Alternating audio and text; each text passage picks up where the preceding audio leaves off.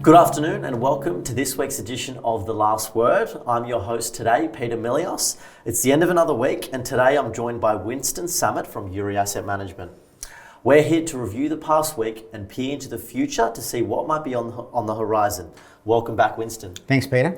It's been a better week for global equity markets. We had two key inflation data points this week. We had the CPI, which came in slightly higher than expected. Markets sold off initially before staging a decent rally from its lows, marking the first time since October 2022 that the broader index had dropped more than 1% intraday and then closed with a gain of over 1%. Overnight, that PPI figure came in and showed a 0.2% rise, which was in line with expectations. Traders are now pricing in an 85% likelihood of a 25 basis point rate cut at that Fed's September 17 to 18 meeting, according to the CME's Group's FedWatch tool. You know, what is your take on the markets this week, Winston? Well, this week was certainly eventful. The initial reaction to the CPI data, which came in slightly higher than expected, was a quick sell-off. However, what was encouraging was the market's ability to bounce back strongly from the lows, showing some resilience. It's been a while since we've seen the S&P 500 drop more than 1% intraday, and then reverse a course of action to close with over a 1% gain. So quite volatile. That suggests the market isn't necessarily rattled by inflationary pressures and still holds optimism regarding the upcoming Federal Reserve decision. The PPI data also fed into this sentiment, with traders now pricing in an 85% chance of a 25 basis point rate cut at the Fed's September meeting next week.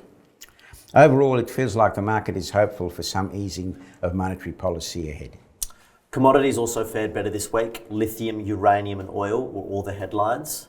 Uranium mining and processing stocks, along with relevant ETFs, experienced sharp rises after Russian President Vladimir Putin suggested potential restrictions on the exports of uranium, titanium and nickel, and global lithium stocks also rallied following the news that CATL decided to halt its lithium operations to address oversupply issues for lithium carbonate.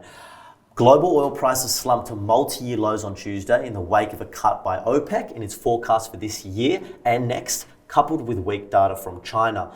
I just want to get your thoughts on the overall commodity market, Winston. Absolutely. The commodity space was very dynamic this week, starting with uranium.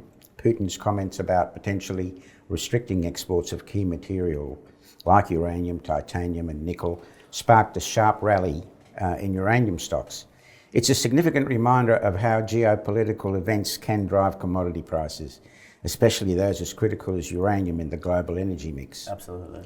Lithium was also a major talking point, particularly after CATL suspended its operation in Jiangxi to tackle oversupply. This move provided a much-needed boost to lithium stocks, as it suggests we may see more supply discipline in the market, which could stabilise prices after months of downward pressure, which we've had recently. On the other hand, oil faced a rough week, with prices hitting multi-year lows, following OPEC's revised forecasts and weak data from China, which is crucial for global demand. All in all, while all struggled, the news surrounding lithium and uranium gave a boost to those specific sectors. Now, I just want to shift our attention to the domestic markets. This week was very light with regards to key inflation data points.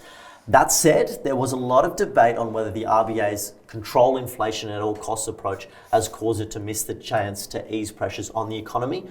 This debate then gathered momentum following the latest NAB monthly survey of business conditions, and confidence revealed that August saw July's brief blip snuffed out as worries about employment and profitability returned to the forefront. You know, another major topic in the market this week was APRA's proposed changes regarding the future of bank capital structures, specifically impacting Australian investors' ability to invest in high-yielding bank-issued hybrids. Winston, I'd love to hear your thoughts on this. Did the proposal catch you by surprise a little bit? The proposal was somewhat anticipated, as it's been telegraphed for some time, although the timing might have caught some off guard. APRA has been signalling a shift in how it wants banks to manage their capital, particularly in response to the global banking challenges we've seen over the last year. The move to phase out AT1 capital instruments, or hybrids, does create a significant change for Australian investors, especially those reliant on those high-yielding products and its franking. It's a big shift, and while it seems aimed at making the system more resilient in a crisis, it will undoubtedly lead to some adjustments on how investors approach bank securities moving forward. And for any investors who would like to hear more about the debate on this topic, I would highly recommend watching FNN's Paul Sanger interview with Seed Fund Management Portfolio Manager Nicholas Chaplin, discussing the potential ramifications of APRA's proposal. You know, there was some big news on Monday as well that Westpac CEO Peter King is set to retire later this year, which definitely took investors by surprise. Yeah, on Monday as well, Audi revealed record revenues and earnings for its latest financial year. Moving on to commodities, that heavily indented Mineral Resources announced it's slashing worker numbers and conditions at its WA mines and businesses as it receives FIRB approval to sell a 49% stake in a dedicated iron ore haul road, pocketing $1.1 billion from US investors. And Newmont Mining has taken a significant step in its strategy to divest non-core assets by agreeing to sell its Telfer mine and a 70% stake in nearby Havieron project in WA to Greatland Gold. Looking ahead to next week, Winston, what are you expecting? Next week, I'll be paying close attention to any new data points on inflation and employment, especially in the lead up to the US Fed's September meeting. Domestically, I'll be keeping an eye on developments related to APRA's proposal and any further responses from the banks or market participants, which we are yet to see. Additionally, ongoing geopolitical events could continue to play a role in the commodities market, so that will be something as well to watch. Winston, thank you. It's been a comprehensive discussion and I appreciate your insights as always. Until then, thank you and have a great weekend. Thank you.